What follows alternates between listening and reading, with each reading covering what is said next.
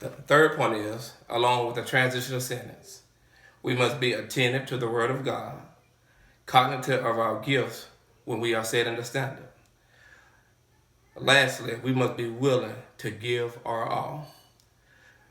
In verse 15, Paul tells Timothy, meditate on these things. Give yourself entirely to them, that your progress may be evident to all.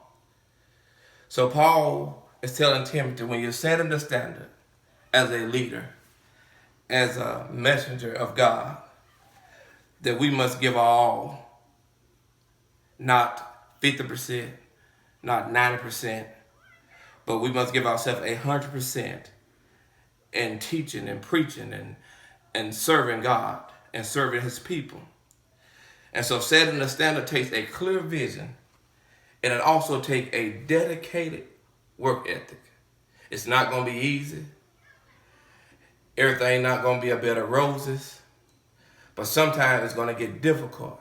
And even in those difficult times, we must be sold out to the calling that God has on our life as preachers and teachers. We have to be intentional about serving God and working in a capacity that God has shown to us.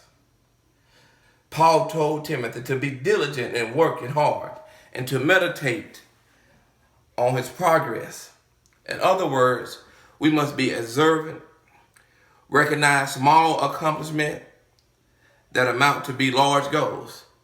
And so we have to appreciate every small accomplishment in our life. It may not be big. It may not be on a major scale. But most of the time, small accomplishment leads to bigger and better things for God.